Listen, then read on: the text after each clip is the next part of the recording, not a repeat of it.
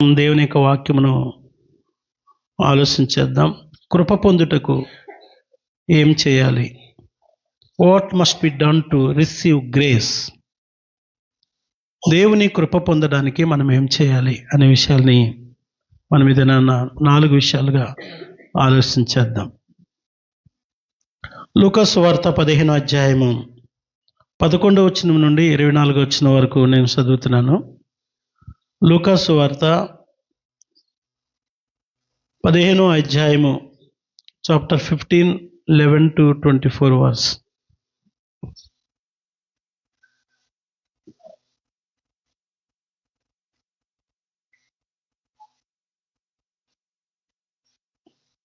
లూకా సువార్త 15వ అధ్యాయము 11వ వచనం నుండి చదువుతున్నాను. అందరూ కూడా మీరు చూడండి. మరియు ఆయన ఇట్లనెను, ఒక మనుషునికి 2 కుమారులుండిరి. వారిలో చిన్నవాడు, తండ్రి ఆస్తిలో నాకు భాగమిమ్మని తన తండ్రిని అడుగగా అతడు వారికి తన ఆస్తిని పంచిపెట్టెను. కొన్ని దినములైన తర్వాత ఆ చిన్న కుమారుడు సమస్తమును కూర్చుకుని దూర దేశమునకు ప్రయాణమైపోయి అచ్చట తన ఆస్తిని దుర్వ్యాపారము వలన పాడు చేసెను. అదంతా ఖర్చు చేసిన తర్వాత ఆ దేశమందు గొప్ప కరువు సంభవింపగా వాడు ఇబ్బంది పడసాగి వెళ్ళి ఆ దేశస్తుల్లో ఒకని చెంత చేరెను. అతడు పందులను మేపుటకు తన పొలంలోనికి వాని పంపెను. వాడు పందులు తిను పొట్టుతో తన కడుపు నింపుకొని ఆశపడిన గాని ఎవడును వానికి ఏమీ ఇయ్యలేదు. 17వ వచనం. అయితే బుద్ధి వచ్చినప్పుడు వాడు, నా తండ్రి వద్ద ఎంతోమంది కూలివాండ్లకు అన్నము సమృద్ధిగా ఉన్నది, నేనైతే ఇక్కడ ఆకలికి చచ్చిపోవచ్చున్నాను. నేను లేచి నా తండ్రి వద్దకు వెళ్ళి, తండ్రి, నేను పరలోకమునకు విరోధముగాను నీ ఎదుటను పాపం చేస్తుని ఇక మీదట నీ కుమారుడు అనిపించుకున్నటకు యోగ్యుడిని కాను. నన్ను నీ కూలివాండ్లలో ఒకనిగా పెట్టుకొనమని అతనితో చెప్పుదుననుకొని లేచి తండ్రి యొద్దకు వచ్చెను. వాడింకా దూరముగా ఉన్నప్పుడు తండ్రి వాని చూసి కనికరపడి పరుగెత్తి వాని మెడ మీద పడి ముద్దు పెట్టుకొనెను. అప్పుడు ఆ కుమారుడు అతనితో, తండ్రి, నేను పరలోకమునకు విరోధముగాను నీ ఎదుటను పాపం చేస్తుని ఇక మీదట నీ కుమారుడినని అనిపించుకున్నటకు యోగ్యుడిని కానెను. అయితే తండ్రి తన దాసులను చూసి ప్రశస్త వస్త్రము త్వరగా తెచ్చి వీనికి కట్టి వీని చేతికి ఉంగరము పెట్టి పాదములకు చెప్పులు తొడిగించుడి, క్రొవ్విన దూడను తెచ్చి వధించుడి, మనము తిని సంతోషపడదము. ఈ నా కుమారుడు చనిపోయి మరలా బ్రతికెను, తప్పిపోయి దొరికినని చెప్పాను. అప్పుడు వారు సంతోషపడసాగిరి. ప్రార్థన చేసుకుందాం. దయగలిగిన మా తండ్రి, మీకు వందనాలు. ఈ లేఖన భాగాన్ని మేము ధ్యానిస్తుండగా ఈ వాక్యం ద్వారా మాతో మాట్లాడి మమ్మల్ని బలపరచండి. వినుటకు ఆ సిద్ధమైన హృదయమును, గ్రహించుటకు ఆ మనస్సును దయచేయండి. ఎందు నిమిత్తము నాయన ఈ ఉపమానం మీరు చెప్పారో ఈ ఉపమానము మా జీవితాలకు దీవెనకరంగా మార్చమని యేసు నామములో స్తుతించి ప్రార్థించి వేడుకుంటున్నాం తండ్రి. ఆమేన్. చాలాసార్లు విన్న ఉపమానం ఇది. చాలాసార్లు విన్న ఉపమానం ప్రియులారా. సండే స్కూల్లో ఇది ఒక కథలుగా బోధించబడిన ఉపమానం ఇది. ప్రియులారా, ఇది మా దీపకి పెద్ద పాప ఉండే సాన్వి. ఆ సాన్వికి కథలు చాలా ఇష్టం ఉండేవి.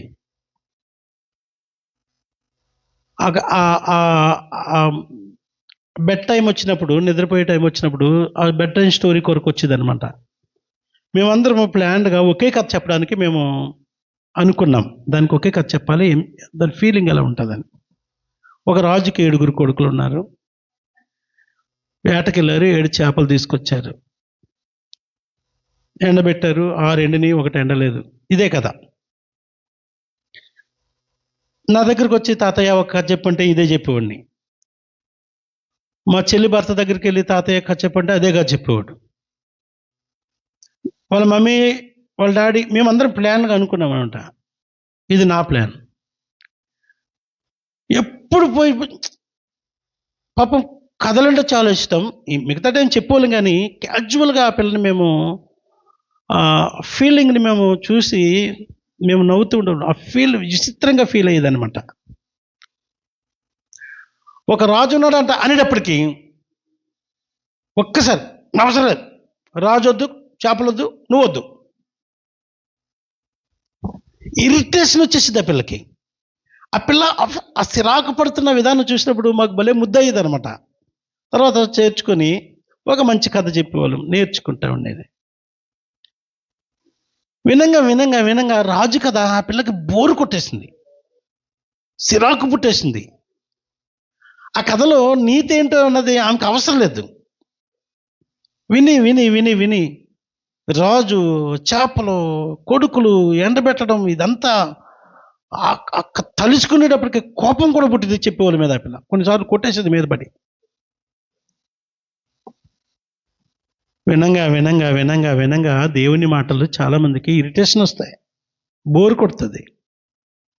ఏం కావాలంటే నువ్వు ఎట్లైనా బ్రతకరా బాయ్, నువ్వేమైనా చెయ్యి, ఎవరినైనా మోసం చేసేయి, కానీ దేవుడు నిన్ను దీవిస్తాడు, కనికరం కలిగిన దేవుడు అని చెప్పాలా. ఈరోజు సంఘానికి ఏం కావాలంటే దీవెనగా నువ్వేమైనా చేయి, ఎట్లయినా బ్రతుకు,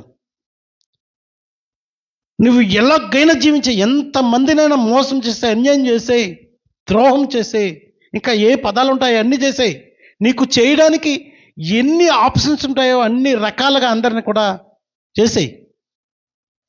దేవుని వాక్యానికి పూర్తిగా వ్యతిరేకంగా జీవించేసేయి, కానీ దేవుడు నిన్ను దీవించును అని నెత్తిమి చేసి,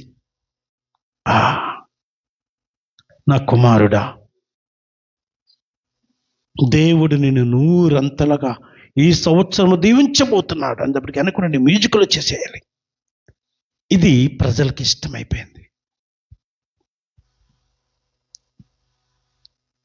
నువ్వు ఎలా ఉన్నావు ఒకసారి ఆలోచించేసుకొని, ఒక్కసారి రాజు చేపల కథలకు కాకుండా యేసుక్రీస్తు ప్రభువారు ఆయన ఇట్ల నేను చెప్పినటువంటి ఈ ఉపమానం నీ జీవితానికి ఈ దినం దీవెనకరంగా మార్చుకోవడానికే నీ హృదయాన్ని సిద్ధపరుచుకుందువుగాక. సో ఒక మనుషుని 2 కొడుకులు ఉన్నారట. యేసు ప్రభు స్వయంగా చెప్తున్నారు. మహేష్, యేసు ప్రభు స్వయంగా చెప్తున్నారు ఈ మాట, ఉపమానాన్ని. 2 కొడుకులు ఉన్నారంట. అయితే చిన్నోడు వచ్చి తండ్రి దగ్గరికి, తండ్రి ఆస్తిలో నాకు వచ్చే భాగం నాకు ఇచ్చేసేమని అడిగి ఆస్తిని పంచిపెట్టమని లొల్లి చేశాడంట. తండ్రి సాధారణంగా చిన్నోడికి ఆస్తి ఇవ్వడానికి చాలా ఇబ్బంది పడి ఉంటాడు పాపం.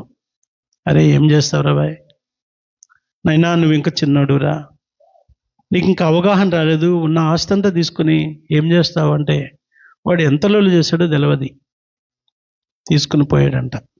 ఆస్తి అంతా తీసుకుని, మాట వినని కుమారుడు, బుద్ధి లేని కుమారుడు,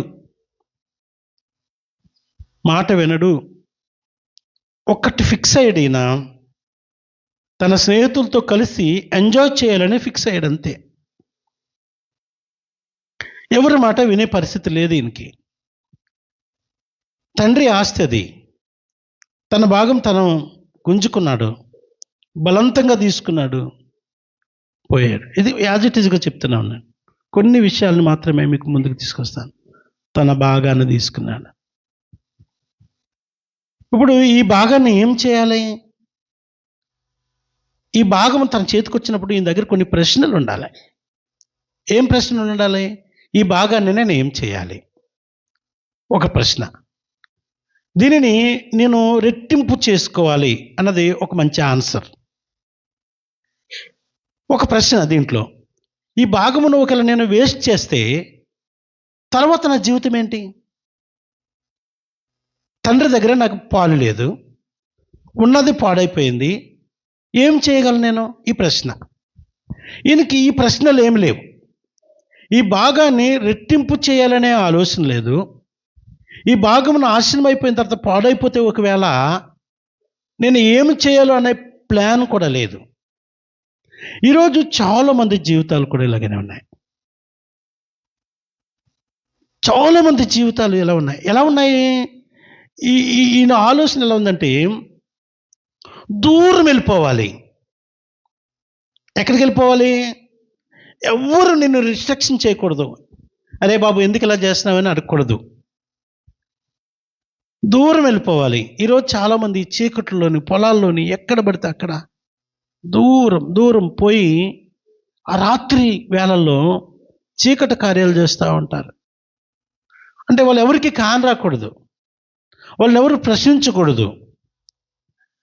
ఇది విచ్చలవిడి జీవితం. ఇది జీవితానికి సాదృశ్యం. తనకు తాను స్వతంత్రాన్ని కోరుకుంటూ ఉన్నాడు. ప్రశ్న వేసామనుకో, ఒకవేళ పొరపాటున ఎందుకు ఇలా చేసావని అడిగామనుకో, నీకు చాలా కష్టమైపోద్ది. నిన్నెవరు ప్రశ్నించకూడదు.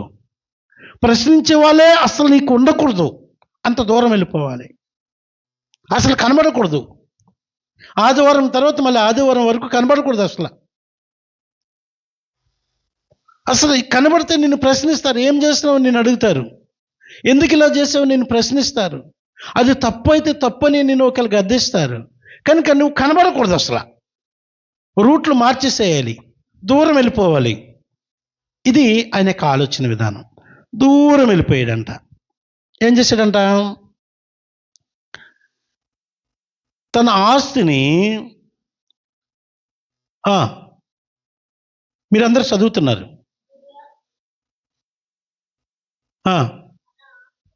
దుర్వ్యాపారము వలన పాడు చేశాను. ఏ వ్యాపారం చేశాడంట? ఏంటి దుర్వ్యాపారం అంటే? అదో పెద్ద బిజినెస్ కాదు సుమి. దుర్వ్యాపారం అనగా చెడ్డ అలవాట్లతోనూ, పాపపు పనులతోనూ. ఒకవేళ వ్యాపారం అనుకుందాం, గంజాయి వ్యాపారం చేశాడు అనుకుందాం, ఏమవుతుందిరా? దొంగ అన్నవాడు ఖచ్చితంగా దొరికిపోతాడు. ఇతడు చేసే ఈ పనులు ఎవరికి కనబడకూడదు. వీడి రహస్య జీవితం, పాపం. గద్దింపు వాళ్ళకి ఇష్టం ఉండదు. కనుక తండ్రి ఇక్కడే ఉంటే, డబ్బు తీసుకుని ఇక్కడే ఉండి, ఇదే ఇంట్లో ఉండి, తండ్రి దగ్గరే ఉండి ఏదైనా బిజినెస్ చేస్తుంటే తండ్రి పక్క నుండి, నాయన అరే ఆ వ్యాపారం కాదు నాయన, ఈ వ్యాపారం చేయబిడ్డా అని అనునా? డబ్బు తీసుకుంటే వెళ్ళిపోవాలని ఏముంది? నియమం లేదు కదా. ఆప్షన్ ఉంది కదా. తండ్రి దగ్గర ఉండొచ్చు కదా. తండ్రి ఉన్న ప్రాంతంలోనే ఉండొచ్చు కదా. తండ్రి ఉనికిలోనే ఉండొచ్చు కదా. నో, ఈయనకి ప్రశ్నించేవారు ఇష్టం లేదు. ప్రశ్నించేవారు ఈ దినం మనుషులకి ఇష్టం లేదు. కనుక ప్రశ్నించే వారికి చాలా దూరం వెళ్ళిపోవాలా. ఈరోజు మనుషుల యొక్క స్థితి ఈరోజు కూడా అలాగే ఉంది. గద్దించేవారు ఇష్టం లేదు. ఈరోజు గద్దింపు వాక్యము కూడా కష్టమైపోద్ది మనుషులకి. ఈరోజు గద్దింపు వాక్యం చూస్తే ఇంకా అది అసలు తల పైకెత్తరు. ఇంకా దినం ఆ వారు ఇక కనబడరు. గద్దింపు అసహ్యం ఈరోజు మనుషులకి. అందుకే దూరం వెళ్ళిపోయాడు. దుర్వ్యాపారం వల్ల పాడైపోయింది జీవితం అంతా. ధనమంతా నాశనం అయిపోయింది. ఎవరి జీవితమైనంతే. ఆరోగ్యం పాడైపోతుంది, ధనం పాడైపోతుంది, అన్నీ పాడైపోతాయి ప్రియులారా. మంచి స్నేహితులు దూరం అయిపోతూ ఉంటారు. తండ్రి దూరం అయిపోయాడు. ఇంకొక అన్న కూడా ఉన్నాడండి, అన్న కూడా దూరం చేసుకున్నాడు. వీడికి ఎవ్వరు అవసరం లేదు. తన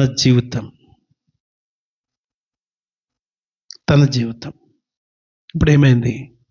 అంత పాడైపోయిందంట. యేసు ప్రభు వారు స్వయంగా చెప్తున్నారు. అదంతా ఖర్చు చేసిన తర్వాత ఆ దేశంలో గొప్ప కరువు వచ్చేస్తుందంట. ఓకే, ఇక్కడ 2 ఆలోచనలు చేద్దాం. డబ్బు ఈయన చేతిలో అయిపోయింది. దేశంలో కరువు రాలేదు. దేశం బాగానే ఉందనుకుందాం. ఏం చేస్తాడు ఈయన? డబ్బు లేనివాడు ఏం చేస్తాడు? ఏం చేయగలడు? ఈయన దగ్గర డబ్బు ఏం లేదు, ఉన్న డబ్బంతా నాశనం చేసుకున్నాడు, ఆరోగ్యం అంతా పాడు చేసుకున్నాడు. దేశంలో డబ్బు ఉంది, పనులు ఉన్నాయి, చేయగలడా? ఈరోజు అవకాశాలు లేక కాదు, ఈరోజు ప్రజలకి చాలామంది బ్రతికేస్తున్నారండి, హాయిగా బ్రతికేస్తున్నారండి. వారంలో ఒక్క 1000 రూపాయలు కూడా రాలేని నాలాంటి వాళ్ళు కూడా హ్యాపీగా బ్రతికేస్తున్నారండి లోకంలోని. పనులు చేసుకునే వాళ్ళకి ఏదో ఒక పని దొరుకుతూ ఉందండి. కరువే రావక్కర్లేదు దేశంలో క్షేమమే ఉంది. కానీ ప్రాబ్లము ఈయన దగ్గర ఉంది. కానీ కరువు కూడా వచ్చేసిందంట. విషయం తెలుసా మీకు? నీవెప్పుడైతే దేవునికి దూరం అయిపోతూ ఉంటావో సమస్యలు నీ చుట్టూ ఎక్కువైపోతూ ఉంటాయి. ఈయన తండ్రికి దూరం అయిపోయాడు. చూడండి, అనుకోకుండా జరిగిపోయిన సంగతి ఏంటంటే ఆ దేశంలో కూడా కరువు వచ్చేసిందండి. ఒక సామెత ఉంటుంది, ఒకడు ఉన్నాడంట, ఆడు దరిద్రుడంటే ఇంక ఇట్లాంటివాడే. ఆడు చేపలు పట్టుకోవడానికి ఏ రేవుకి వెళ్ళినా ముళ్ళపరిగే వస్తుందంట. ముళ్ళపరిగలను ఎవరు కొనుక్కోరు. ఈ రేవు కదరా, అక్కడ బాగా చేపలు పడుతున్నారు వాళ్ళని, ఆ రేవుకి వెళ్ళాడంట. ఇది మా వెస్ట్ గోదావరి సామెత అండి. చేపలు ఎక్కువ ఉంటాయి కనుక మా సామెత ఇది, మీకు తెలవదు ఈ సామెత. ఆ రేవులో ఎక్కువ చేపలు దొరుకుతున్నాయని అక్కడికి వెళ్ళాడంట. అక్కడ కూడా ముళ్ళపరిగ దొరికిందంట. ఎక్కడికి పోయినా ముళ్ళపరిగ దొరికిందంట. పాపం వీడి దరిద్రం. పాపం వీడి పరిస్థితి ఎంత దారుణం అంటే ఉన్నదంతా నాశనం చేసుకున్నాడు. తండ్రిని విడిచిపెట్టాడు, అన్నని విడిచిపెట్టాడు, స్నేహితులు బంధువులు అందరూ విడిచిపెట్టాడు, దూరం వెళ్ళిపోయాడు, తెలియని ప్రాంతానికి వెళ్ళిపోయాడు, ఉన్నంతకాలం ఎంజాయ్ చేశాడు. ఈరోజేమో ఏకాకి. ఇంకా దారుణం ఏంటంటే కరువు వచ్చేసింది. ఏదన్నా ఒక పని చేద్దామంటే ఏ పని లేదు. ఒక పని దొరికిందంట. ఏం పని దొరికిందంట?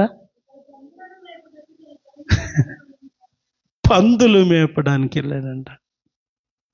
పనులన్నిటిలో భయంకరమైన పని ఇది, పందులు మేపే పని.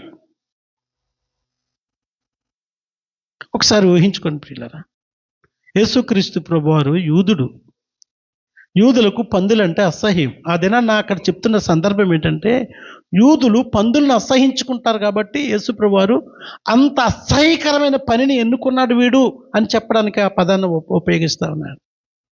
ఎట్లాంటి పని? తండ్రి దగ్గర క్షేమం ఉంది, ఆస్తి ఉంది ఈయనకంటూ, చిన్న కుమారుడికి ప్రేమ ఉంది, చిన్నోడు కనుక ఎక్కువ ప్రేమిస్తూ ఉన్నాడు. ఇవన్నీ పోయి తుదకు ఏమైందంటే వారికి అసహ్యం పుట్టించే జీవి, ఆ జంతువు, దానిని అసహించుకుంటారు వారు. ధర్మశాస్త్రమే పందులను గురించి వారికి అసహ్యం అని చెప్పింది. అట్లాంటి పనిని ఎన్నుకోవాల్సిన దౌర్భాగ్య స్థితి వచ్చింది. అసలు నేనేంటి, నా బ్రతుకేంటి, నేనున్న స్థితి ఏంటి, నేను మేపే ఎప్పుడైనా మీకు ఏమన్నా ఈ ఆలోచన వస్తున్నాయా? నేనేంటి, నా బ్రతికేంటి, నేను ఎవరిని, నా తండ్రి ఎవరు, ఆయన పరిశుద్ధత ఎంత, ఆయన నీతి ఎంత? ఎప్పుడైనా ఏమన్నా ఆలోచన చేశారా పిల్లలారా? నేనేంటి ఇలాగంత అబద్ధికుడిగా బ్రతుకుతున్నాను, అన్యాయస్తుడిగా బ్రతుకుతున్నాను, ఆయన పరిశుద్ధుడే, ఆయన నోట కపటం లేదే, అబద్ధం లేదే, నేనెందుకు ఇలా బ్రతుకుతున్నాను? నేను ఎన్నడైనా ఆలోచన వచ్చిందా మీకు? యేసు ప్రభు నా తండ్రి అని చెప్తున్నా, నీవు వింటున్నావా? యేసు ప్రభు నా తండ్రి అని చెప్తున్న సంఘమా, మరి ఆయన ఏంటి, నేనేంటి, నా జీవితం ఏంటి ఇంత మోసంతో నింపబడింది? ఆయన దగ్గర కపటం లేదే, మోసం లేదే, అన్యాయం లేదే, అబద్ధం లేదే అని ఎప్పుడైనా ఫీల్ అయ్యారా?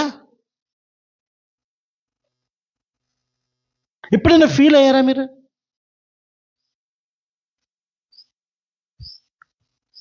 ఎంత దారుణం ఏంటంటే ఆకలి తట్టుకోలేక పందులు తిను పొట్టుతో తన కడుపు నింపుకోవాలని ఆశపడ్డాడు, కానీ అది కూడా దొరకలేదంట.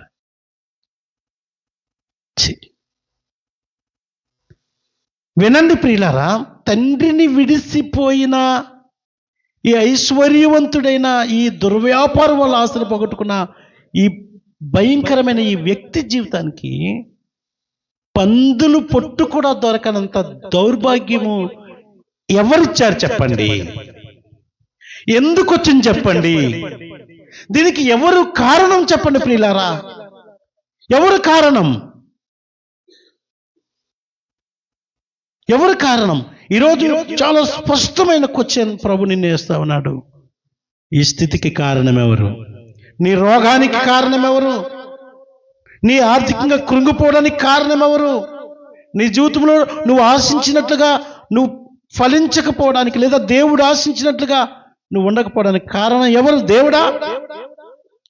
లేదంటే ఆ కుమారుని యొక్క తండ్రా, వాని అన్న, వాని స్నేహితుల? No no.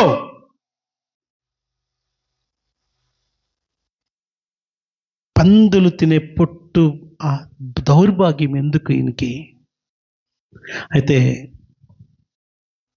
ఈ చిన్నోడి దగ్గర ఒక మంచి గుణం ఉందండి. అందుకే యేసుప్రభు వారు ఈ పాఠం నేర్పడానికే మన ముందుకు వచ్చారు. ఏంటి ఆ మంచి గుణం అంటే, ఒకరోజు బాగా కూర్చున్నాడంట. ఆకలి అవుతుంది, ఈ వస్త్రాలు కూడా పాడైపోయి ఉంటాయి. ఒకసారి ఊహించుకోండి, పందుల దొడ్డిలో ఎక్కడో ఊరు అవతల ఉన్నటువంటి ఆ పందులు రోత కలిగిన స్థలంలో కూర్చున్నటువంటి ఉబికారిలాగా మారిపోయిన ఒక వ్యక్తిని ఊహించుకోండి. అక్కడ కూర్చొని ఆలోచన చేస్తున్నాడంట. ఈయన దగ్గర ఉన్నటువంటి మంచి గుణం, ప్రభు సంఘము నుండి కోరుకునే మంచి గుణం ఇది. నీ నుండి కూడా ప్రభు ఇదే కోరుకుంటున్నారు. మార్పు చెందాలి, మారు మనసు పొందాలి. ఇది ప్రభు ఇస్తున్న అవకాశం కూడా దేవుని సంఘమా ఈ దినం. అందుకే ప్రభు నీతో నాతో మాట్లాడుతున్నారు. నువ్వు మార్పు చెందాల్సిన అవసరం ఉంది. ఆలోచన చేయాలి. నీ ఆలోచన చేసి చేసి చేసి ఎవరిని బదనం చేస్తూ ఉంటావు? ఒక్కసారి కూర్చున్నాడంట, బాగా కూర్చొని ఆలోచన చేస్తున్నాడంట. ఒక అమ్మాయి ఫెయిల్ అయిపోయిందంట, ఎగ్జామ్లో ఫెయిల్ అయిపోయిందంట. మంచి ఎగ్జామ్, ఫైనల్ ఎగ్జామ్. ఫెయిల్ అయిపోయింది. తన స్నేహితులు పాస్ అయ్యారు. ఈమె బాగా ఏడుస్తుందంట.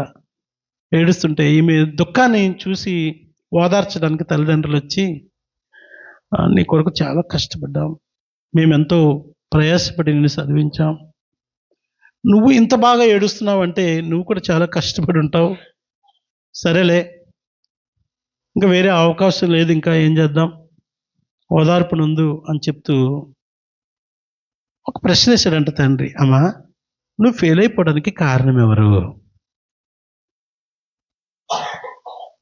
నువ్వు ఫెయిల్ అయిపోవడానికి కారణం ఎవరు అని అడిగాడట.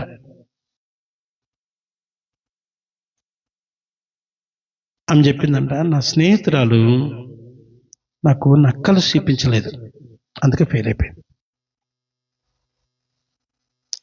చాలా చెడ్డ స్నేహితురాలు కదా, అలా అందామా? చాలా చెడ్డ స్నేహితురాలు కదా ఆమె స్నేహితురాలు, అలా అందామా? అషత్ ఏమందాం? అంతే కదా, స్నేహితురాలు నక్కలు చూపించలేదు అందుకే ఫెయిల్ అయిపోయింది. ఈమె ఒకటి బ్యాడ్ ఫ్రెండ్, మంచి స్నేహితురాలు కాదు. ఇదే ఇలాగ అందామా స్వాతి? ఎలా అందా? తల్లిదండ్రులు కష్టపడి చదివిస్తూ ఈమె కొరకు ఖర్చు పెడితే, ప్రయాసపడితే, కూర్చొని చదవకుండా బుద్ధి తెచ్చుకొని కూర్చొని మంచిగా ఇదిగో నా తల్లిదండ్రుల కొరకు, నా భవిష్యత్తు కొరకు అని తను కష్టపడి చదవకుండా తన స్నేహితురాలు ఎవరో ఈమెకి నక్కలు చూపించలేదంట, అందుకే నేను ఫెయిల్ అయిపోయానని చెప్పిన కారణము జ్ఞానంతో కూడినది. కారణం అంటారా ప్రియులారా? దేవుని సంఘమా వినండి, ఈరోజు సార్వత్రిక సంఘాలన్నిటి కూడా ఇదే పరిస్థితి కనబడతా ఉంది. కూర్చొని ఆలోచన చేస్తున్నటువంటి కుమారుడు ఏమనుకున్నాడు తెలుసా? ఇక్కడ మంచి మాట రాయబడింది 17వ వచనంలో. ఏమొచ్చిందంట? అయితే బుద్ధి వచ్చినప్పుడు, వినండి, అంతకుముందు ఏముందంటే వీడికి బుద్ధి లేదు. బుద్ధి లేని క్రియలు ఇలాగ ఉంటాయి ప్రియులారా. బుద్ధి లేని వారు ఏం చేస్తారంటే వారికి ఉన్న అవకాశాలన్నిటినీ పాడు చేసుకుంటారు. తండ్రితో స్నేహాన్ని పోగొట్టుకుంటారు. గద్దించి వారిని పోగొట్టుకుంటారు ప్రియులారా. ఇది సంఘం అయితే వాక్యమును త్రోసివేస్తుంది సంఘం ప్రియులారా. బుద్ధి లేని కార్యాలు ఎలా ఉంటాయంటే జ్ఞానము కలిగిన మాటను త్రోసివేస్తారు. జ్ఞానులతో సహవాసాన్ని త్రోసివేస్తారు. తండ్రితో సహవాసం త్రోసివేశాడు. తన అన్నతో తన కుటుంబంతో రిలేషన్ కట్ చేసుకున్నాడు. ఆ ఊరితోనే మానేశాడు. ఎందుకంటే ఆ ఊరిలో ఉంటే తండ్రికి ఏమైనా ఇన్ఫర్మేషన్ వస్తుందేమో. రహస్య స్థలాన్ని ఎన్నుకున్నాడు. బుద్ధి లేని స్థలాన్ని ఎన్నుకున్నాడు. బుద్ధి లేని స్నేహితులతో గడపడం మొదలుపెట్టాడు. బుద్ధి లేని పనులు చేయడం ప్రారంభించాడు. హలో వినండి, దేవుని పిల్లలారా వినండి. బుద్ధి లేని జీవితం పందుల పొట్టు తినడానికి నడిపిస్తుంది. ఎక్కడి నుండి? తండ్రి ఒడిలో క్షేమముగా ఉండి ఐశ్వర్యవంతుడుగా ఉన్నటువంటి ఈయన బుద్ధి లేని కార్యములు చేయడం ద్వారా ఎక్కడికి వెళ్ళాడు? పందుల చెంతకు పోవలసిన స్థితి. ఈరోజు ఎంతమంది జీవితాలు ఎలా ఉన్నాయో ఆలోచన చేయండి.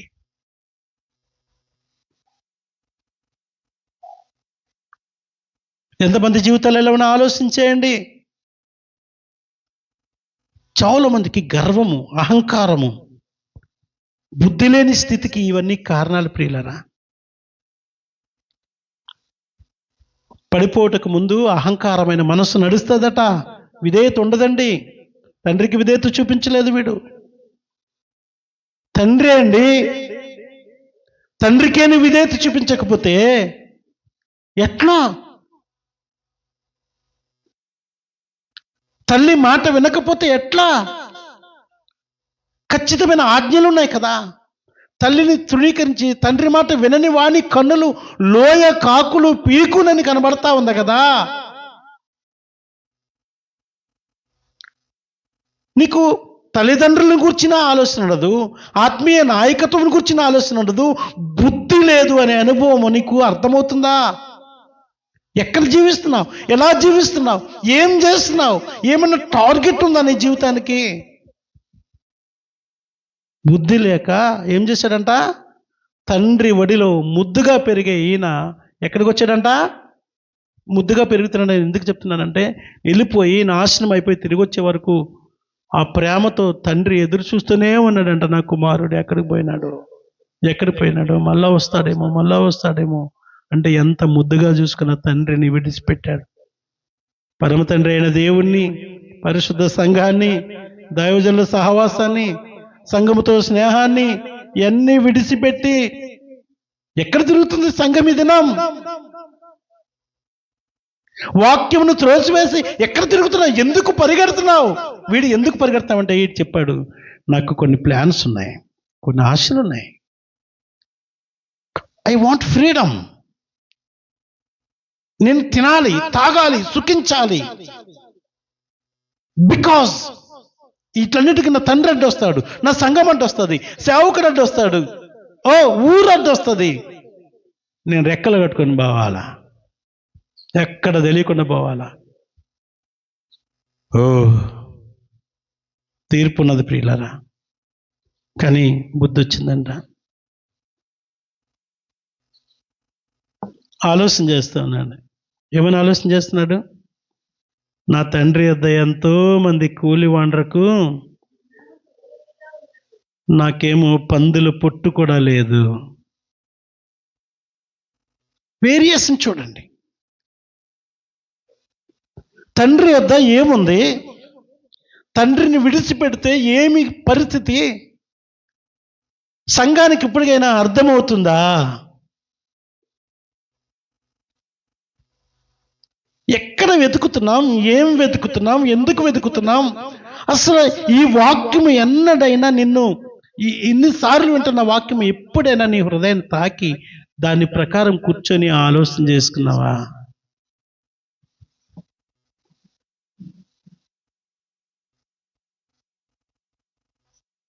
సూటిగా నేను మాట్లాడుతున్నాను. ఒకప్పుడు నీ జీవితం చాలా ఘోరం కదా. ప్రారంభ జీవితం ఎలాంటిది? సేవకు సమర్పించుకున్న జీవితం నీది. ఈరోజు 10 సంవత్సరాల పరిసరిలో ఉండే సేవకుడివి పోయావు. ఒక దినం నేను ఇక్కడే ఉండి ప్రార్థన చేసుకుంటట్టు చూస్తే అది అసహ్యకరమైన జీవితం. బుద్ధి వచ్చింది. ప్రభు ఎదుకు వచ్చావు కదా, మరలా ఎందుకు మళ్ళీ వెనకెళ్ళాలి? ఏం జరుగుతుంది?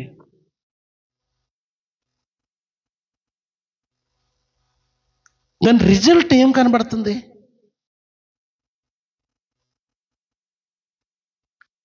జ్ఞానంతో గడపడానికి ఆయన కృపాసన యొద్ద మనకి హెచ్చరిక ఉన్నది. అనేకమైన కూలి వాళ్ళకి అన్నం దొరుకుతుంది. నాకైతే అన్నం కాదు, ఆకలితో చచ్చే పరిస్థితి వచ్చింది. నేను లేచి నా తండ్రి వద్దకు వెళ్తాను. What a good decision. సంగమా, ఒక తీవ్రమైన తీర్మానం తీసుకుని ప్రభు పాదాల యొద్దకు రావడం ఈ దినం సంఘానికి అవసరం.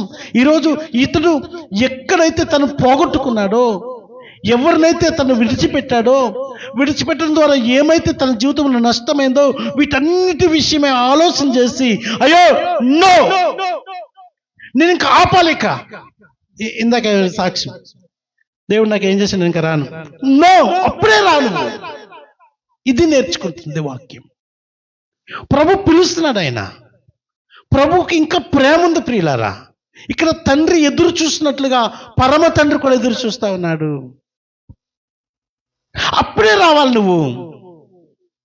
నేను ఒక మాట చదవడానికి ఇష్టపడతా, చూడండి.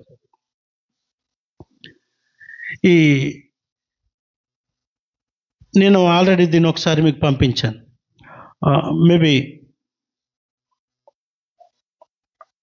సారీ, బేతనీ ఫ్యామిలీ యూత్లోనే దీన్ని పంపించాను ఒకసారి, చాలా కాలం క్రితం. దీన్ని మళ్ళా చదువుతాను, చూడండి. మేబీ మీ మొబైల్స్ ఏమీ ఓపెన్ చేయొద్దు. చాలామంది బైబిల్ మందిరంలో కూర్చొని కూడా మొబైల్తోనే ఉంటున్నారని నేను వింటున్నాను. చాలా బాధ అవుతుంది. బైబిల్తోనే ఉండండి. ఈ మొబైల్ చూసి మీ కళ్ళను పాడు చేసుకోవద్దు, మీ ఆరోగ్యాన్ని పాడు చేసుకోవద్దని సేవకునిక మీకు చాలా ప్రేమతో విన్నపం తెలియజేస్తా ఉన్నాను.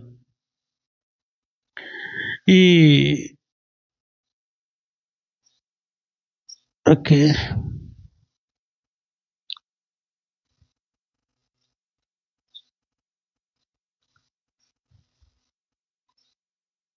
చాలా కాలం క్రితం పెట్టినది, నాకు ఇప్పుడే చూసినాను. ఓకే, దొరికితే మీకు చదువుతాను.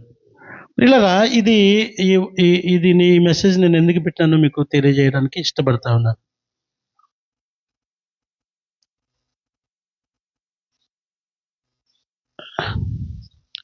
దిద్దుబాటు గురించి మాట్లాడిన మాట ఇది.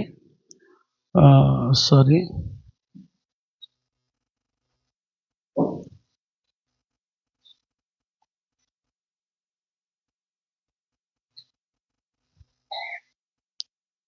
దొరికితే బాగుండు.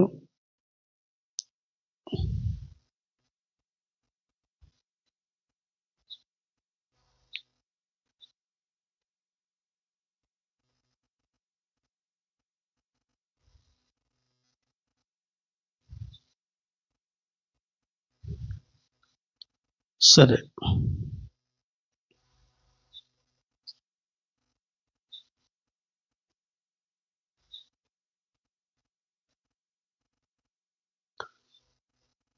గద్దింపు విషయంకి వచ్చినప్పుడు ప్రజల యొక్క రెస్పాన్స్ చాలా టూ మచ్ ఉంటుంది ప్రియులారా. ఎంత దారుణంగా ఉంటుందంటే, సరిచేయబడటం అనే మెసేజ్ని నేను ఒకటి మీకు పోయినసారి నేను చెప్పినాను. దాంట్లో నుండి ఒక భాగాన్ని నేను తీసుకొని నేను పోస్ట్ చేశాను అనమాట. సో సరిచేయబడడం, ఎస్, దేవుని చేత సరిచేయబడ్డాన్ని ధన్యతగా భావించాలి. 94వ కీర్తన 12వ వచనం మీకు వాక్యం బోధిస్తున్నప్పుడు చెప్పిన మాట ఇది. ఎలాగంటే, నిజమైన విశ్వాసి సరిచేయబడుటని ఎంజాయ్ చేస్తాడంట.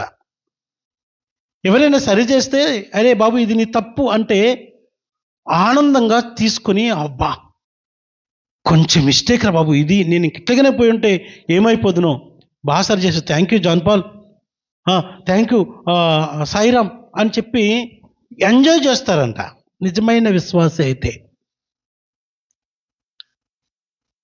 విమోచకుని చేతిలో మనము పనిముట్లం కనుక సరిచేసే పనిని బట్టి దేవుని స్తుతించాలి.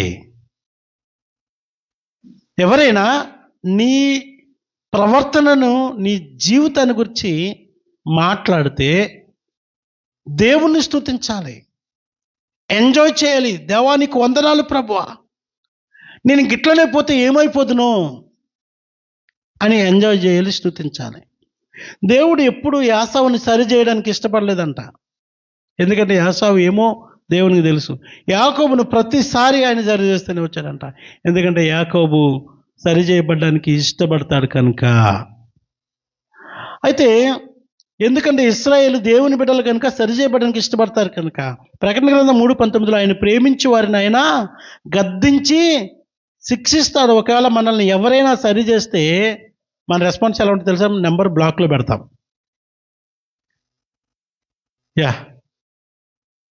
కథం, ఫోన్ లిఫ్ట్ చేయవలసిన అవసరం లేదు. ఫోనే రాదు కదా,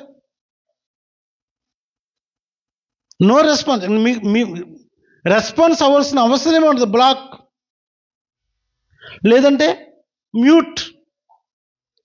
అయ్యో సార్ నేను చూడలేదు సార్ అని చెప్పడానికి 10 దినాలు పోయిన తర్వాత అయినా. లేదంటే ఇండైరెక్ట్గా కొటేషన్స్. నీతిమంతుడు లేడు, ఒక్కడో లేడు.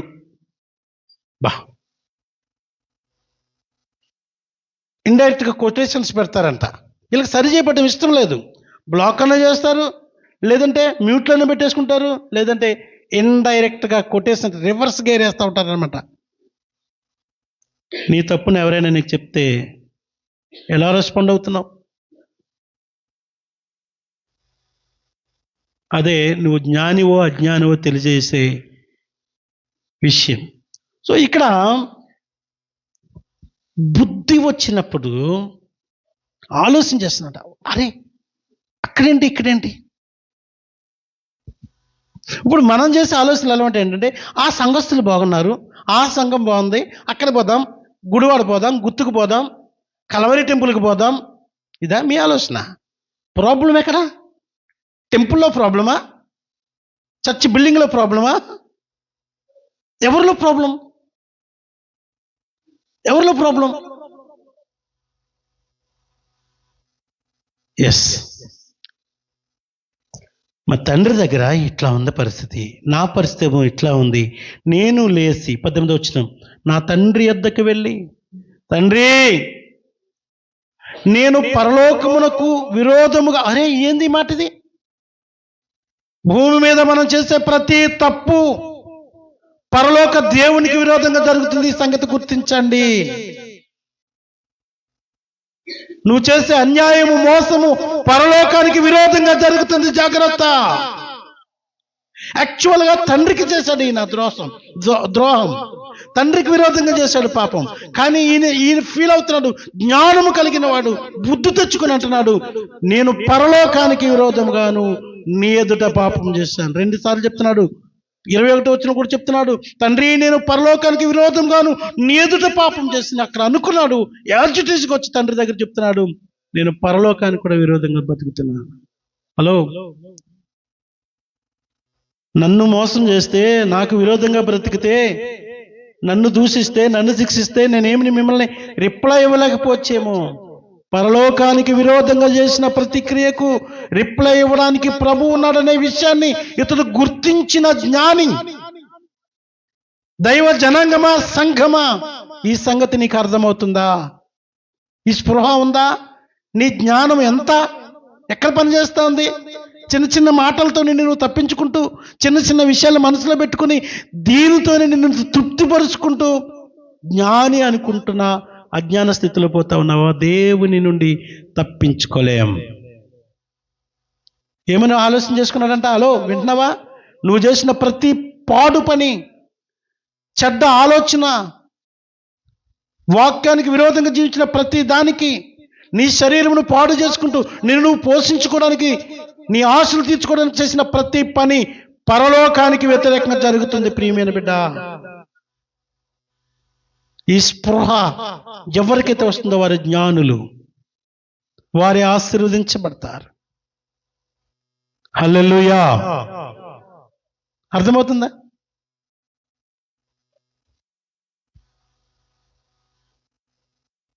ఎప్పుడైనా సినిమా థియేటర్కి వెళ్ళావా లియోన్? సినిమా థియేటర్లో కూర్చున్నప్పుడు దేవుడు గుర్తురాలేదా? పాస్టర్ గుర్తురాలేదా? నువ్వు చదివిన వాక్యం గుర్తురాలేదా? ఇది పరలోకానికి విరోధమైన పాపం అని తెలవది?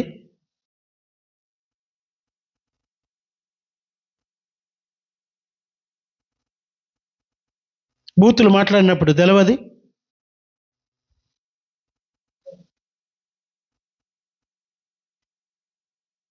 భయం లేదా? దేవుని భయం. పరలోకానికి విరోధంగా నేను ఈ పని చేస్తున్నాననే స్పృహ సంఘానికి ఎందుకు రావట్లేదు? దేవుని బిడ్డవే కదా, దేవుడు నిన్ను దీవించాలని కోరుకుంటున్నావు కదా, మరి ఆయనకు విరోధంగా జీవిస్తే ఏమవుతుందో నీకు అర్థం కావట్లేదా? భయం అవట్లేదా? బాధ అవ్వట్లేదా? ఆలోచించండి. నేను పరలోకమునకు విరోధముగాను నీ ఎదుట నేను ఇంకా నీకు కొడుకుగా ఉండడానికి నేను యోగ్యుని కాదు అని చెప్తూ ఎవరింటికి వెళ్ళొచ్చు కదా. ఈయనకి వేరే ఆప్షన్ ఉంది కదా, ఈ దేశం వచ్చినప్పుడు వేరే ఇంటికి వెళ్ళొచ్చు కదా, కదమ్మా. వేరే ఇంటికి వెళ్ళి వేరే ధనవంతుడి దగ్గరికి వెళ్ళి, అయ్యా మీ ఇంట్లో నన్ను పనికి పెట్టుకో అనొచ్చు కదా. ఈయన తండ్రి ప్రేమను ఇతడు మరలా చూడాలని కోరుకుంటున్నాడు. హలో, ఎంత జ్ఞానం కలిగిన వాడు! ఆ దేశంలో కరువు వచ్చింది, నాశనంలో ఉంది, ఎట్లగట్ల వచ్చాడు ఈ దేశం. ఈ ఇంటికి ఎందుకు రావాలి? ఈ ఇంటికి ఎందుకు రావాలి? అరే ఏమిరా నువ్వు ఇట్లా చేస్తున్నావు? ఎద్దేవా చేయడా? రావాలి తండ్రి దగ్గరికి. ఎక్కడ పడిపోయావో అక్కడికి నువ్వు రావాలి ప్రియులారా. ఇతడు తన తండ్రి దగ్గరికి వచ్చాడు. ఇంకా ధనవంతులు చాలా మంది ఉన్నారు, ఐశ్వర్యవంతులు ఉన్నారు, పనిచ్చువారు ఉన్నారు. ఇక్కడ నేను కుమారుడిగా అనిపించుకోవడానికి యోగ్యని కాదు, నీ పరివార లోకలుగా చేర్చుకో అనే మాటను పోయి, అయ్యా నీ దగ్గర పనివ్వు అని అడగొచ్చు కదా. కానీ ఈయన జ్ఞానముతో తండ్రి దగ్గరికి వస్తున్నాడు. అయ్యా నాయనా, కుమారుడు అనిపించుకోవడానికి నాకున్న యోగ్యతలన్నీ పోయినాయి, పనిలోకలు పెట్టుకొని నేను చూసుకుంటూ పని చేసుకుంటూ బతికేస్తానయ్యా. వా ఎంత మంచి, నిన్ను చూసుకుంటా, నీ ప్రేమను చూసుకుంటా ఉంటాను, నీ ముఖం చూస్తే చాలయ్యా. నీకు దూరం అయిపోయి నేను ఏమైపోయినా నాకు అర్థమైపోయింది. హలో దేవుని సంఘమా, ప్రభుని విడిసి ఎంత హాయిగా బ్రతికేస్తున్నావు, ప్రభుని విడిసి ఎంత విచ్చలవిడిగా నీ పాపం చేస్తూ ఉన్నావు, అన్యాయం చేస్తూ ఉన్నావు, ఇష్టానుసారమైన స్థలాల్లో తిరిగేస్తూ ఉన్నావు. ప్రభుని చూడకుండా ఉండడం నీకు ఎంత ఈజీ అయిపోతుంది. వాక్యం చదవకుండా, ప్రార్థించకుండా, సంఘముతో సహవాసం లేకుండా, ప్రభు యొద్ద నిలబడకుండా ఎంత ఈజీగా దినాలు గడిపేస్తా ఉన్నావు, నెలలు గడిపేస్తున్నావు, సంవత్సరాలు గతించిపోతున్నా నీ జీవితంలో. మరలా తీరా వచ్చి నన్ను దేవుడు దీవించలేదు. నీవు నమ్ముకోవడము దేవునికి భాగ్యమా? దేవుని నువ్వు నమ్ముకోవడము దేవునికి భాగ్యమా? ఏంది?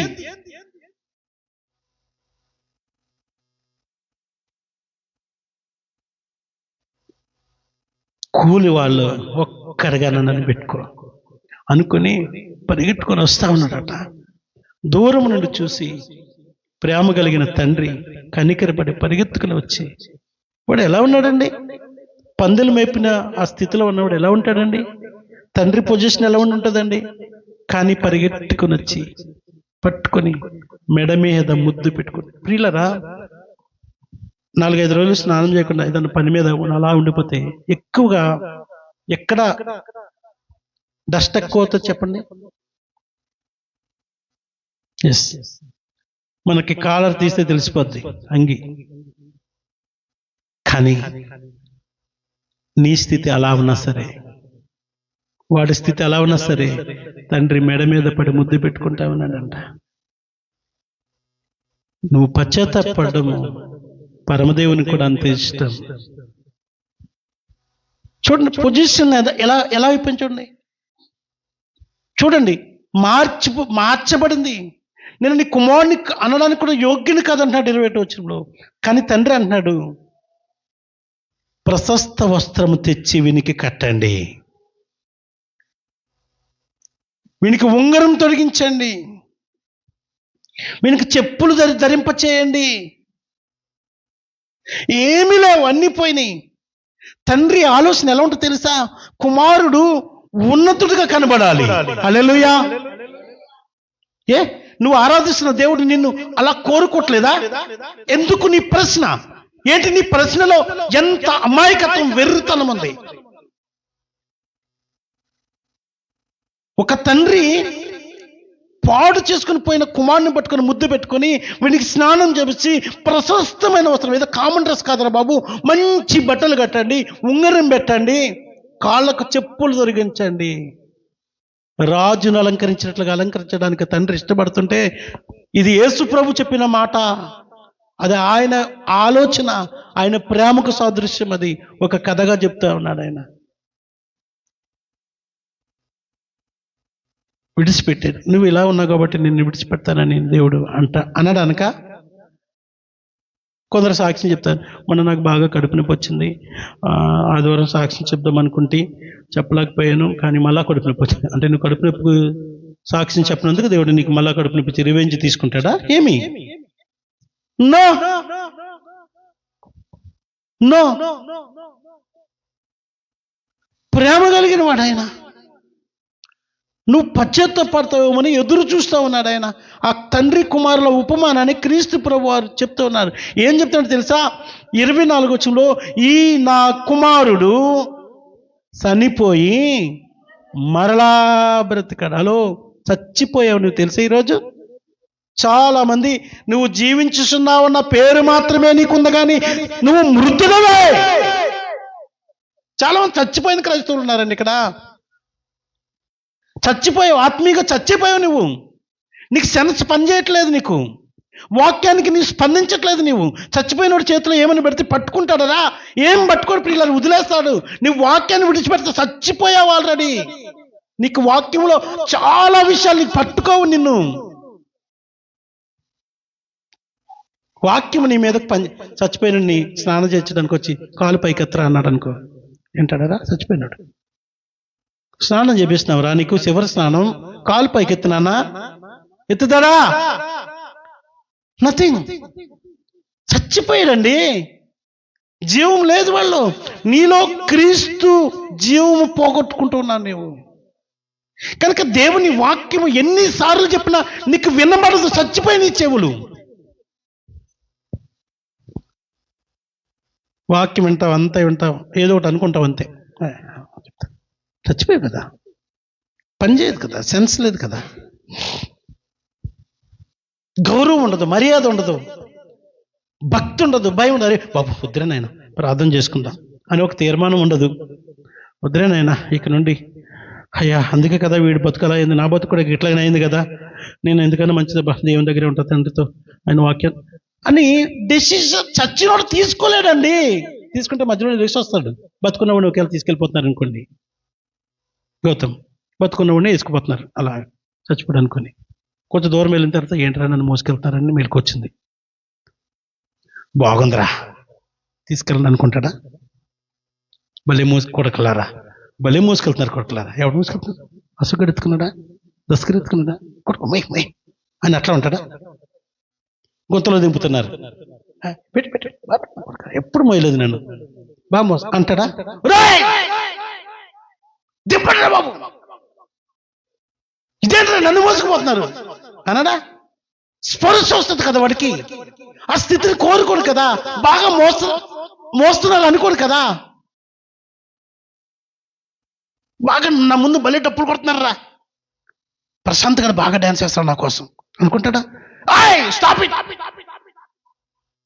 చచ్చిపోయినోడికి ఏం తెలుస్తాయండి? ఎక్కడ చచ్చిపోయి ఒకసారి ఆలోచన చేసుకో.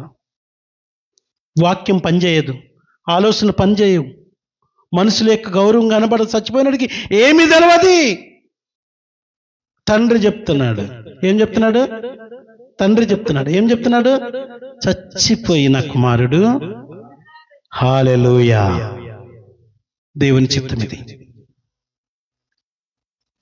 ఇప్పుడు లెక్క పెట్టుకోండి, మీ ఇంట్లో ఎంతమంది చచ్చిపోయారు?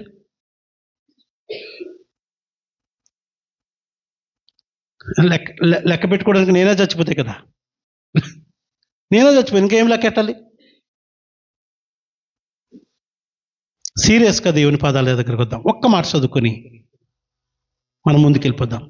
1 యోహాను పత్రిక 1వ అధ్యాయం 9వ వచనం.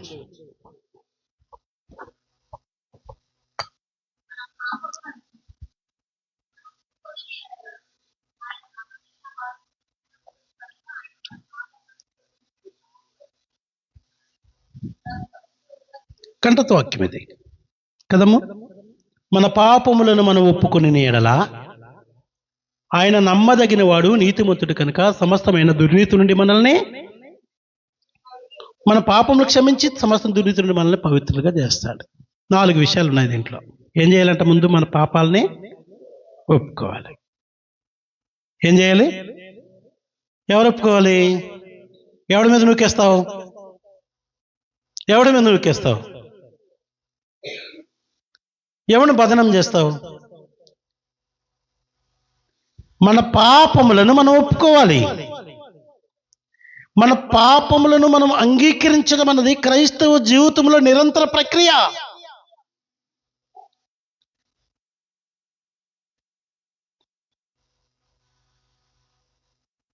సామెత 13 వచ్చినప్పుడు అతిక్రమం దాచిపెట్టేవాడు వర్ధిల్లడు, వాటిని ఒప్పుకొని విడిచిపెట్టేవాడు కనికరము పొందును. ఎంత మంచి చల్లని మాట ఇది. నీ జీవితంలో కనికరం రావాలంటే నీవే చేయాలి. ఇది ఎవరిని ముందు పెట్టొద్దు. ఇక్కడ దానియేలు, సమూయేలు, దావీదు, ఇంకెవరు, నోవాహు, యోబు, 5 చూపిస్తాను. వీళ్ళు ఎవరు కూడా నీ పాపాల విషయంలో ఏం చేయలేరు, యేసుక్రీస్తు తప్ప. హల్లెలూయా. మన పాపములకు ప్రాయశ్చిత్తం చేసేది యేసు ప్రభువే. విలియం పాస్టర్ కాదు కాదు కాదు కాదు. యేసు ప్రభు దగ్గరికి నువ్వు రావాల్సిన అవసరం ఉంది. మరి ఏ పాస్టరు కాదు, దానియేలే కాదు ప్రియులారా, నోవాహే కాదు ప్రియులారా, యోబు కూడా కాదు ప్రియులారా, సమూయేలు కాదు, మోషే కూడా కాదు. మన పాపములను మనమే గట్టిగా చప్పలు కొడుతూ దేవుని మహిమపడతాం. మన పాపములను మనమే ఒప్పుకోవాలి. దీని కొరకు రికమెండేషన్ లేవు. యేసు ప్రభు దగ్గరికి డైరెక్ట్ గా రావాలి. అంతే. కృపాసనకు సమీపించి ప్రభువా కనికరించని అడగడానికి నీకు ధైర్యం రావాలా. That is the only option.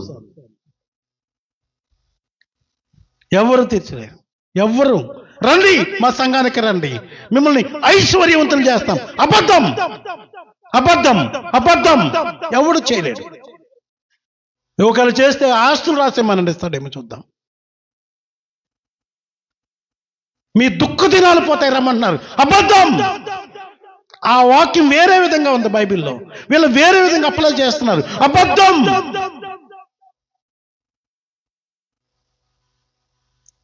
యేసుక్రీస్తు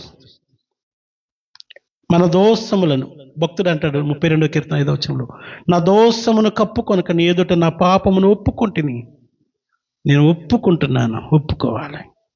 రెండోది, ఆయన ఎప్పుడు మన పాపములను ఒప్పుకున్నప్పుడు నమ్మదగినవాడు, నీతిమంతుడైన. ఎంత నమ్మదగినవాడు.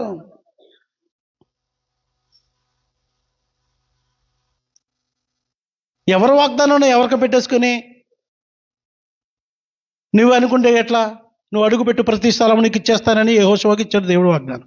నువ్వు పట్టుకొని నేను అడుగుపెట్టి ప్రతి స్థలం నాకు ఇచ్చేస్తాడని ఎవరింట్లోకి వెళ్ళిపోతే ఎవడిల్లు నీకు ఇస్తాడు? పుట్టిదే అబద్ధం అది. అలా కాదు. నువ్వు చేయవలసింది ఏంటంటే, ఆయన నీ పాపములను ఒప్పుకున్నప్పుడు ఆయన నమ్మకత్వాన్ని చూపించడానికి సిద్ధంగా ఉన్నాడు కనుక, యెహోవా కృపగలవాడు, ఆయన వాత్సల్యత ఎడతెగక నిలుచును కనుక మనం నిర్మూలం కాకున్నాము. అనుదినము నూతన వాత్సల్యత ఆయనకు పడుతుంది కనుక ఆయన నమ్మకత్వం మీద ఆధారపడుతూ ముందుకెళ్ళాలి. అప్పుడు ఏం చేస్తాడంట? మన పాపాలను ఒప్పుకొని నమ్మదగిన దేవుని దగ్గరికి వెళ్తే ఏం చేస్తాడంట? ఆయన మన పాపములను సమస్త దేని నుండి? దుర్నీతి నుండి విడిపిస్తాడండి. సమస్తమైన దుర్నీతి ఏదైతే వ్యతిరేకంగా నీ జీవితంలో పనిచేస్తుందో దాని అంతటిని విడిపించి నిన్ను ఏం చేస్తారంట? ఇది భూలోక సంబంధమైన ఆశీర్వాదాల కొరకు మాట్లాడుతున్నాడా? అమ్మ చెప్పు, చదవండి, చదివిన వాళ్ళు చెప్పండి ఎవరైనా. భూలోక సంబంధమైన ఆశీర్వాదాల కొరక, నీ పరిశుద్ధ జీవితం కొరకు మాట్లాడుతున్న మాట ఇది. కృపలో, ఆయన కృపలో నీ అవసరాలు తీర్చడానికి కూడా ముందుకు రావడంలో ఆయన ముందుంటాడు. ఏం కాదు, కనికరపులో నీకు సహాయం కూడా చేయడానికి ఆయన ఉంటాడు. ఫస్ట్ ఆఫ్ ఆల్ నీ సమస్య ఏంటంటే నీ పాపం, నీ అవిధేయత, నీ అతిక్రమం, వాక్యానికి విరుద్ధంగా జీవిస్తున్నట్టు జీవితం. దీనిని ఒప్పుకుని దేవుని కృపాసనకు వచ్చినప్పుడు ఆయన నమ్మదగిన వాడు, నీతిమంతుడు గనుక మన పాపములను క్షమించి. ఇది ప్రాబ్లం. ఏది ప్రాబ్లం? పాపము ప్రాబ్లం. దీనితో పోరాటం చేయ. నువ్వు బుద్ధి తెచ్చుకొని పాపమును క్షమించే యేసు ప్రభు పాదాల యొద్దకి వెళ్ళు. ఆ కుమారుడు తండ్రి యొద్దకు వెళ్ళినట్లుగా నువ్వు వెళ్తే ఆయన నమ్మదగినవాడు, పరిశుద్ధపరుస్తాడు, కనికరపడే అవసరమైతే సహాయం చేస్తాడు, హెచ్చిస్తాడు. ఆయనకి అన్ని సాధ్యమే. ఈ రీతిగా నిన్ను నీవు కట్టుకోవాలని మనం చేస్తూ ముగిస్తున్నాను. దైవాశీస్సులు దేవుడు మేము దీవించును గాక. ఆమేన్. తల నుంచి కళ్ళు మూసుకొని ప్రార్థన చేసుకుందాం.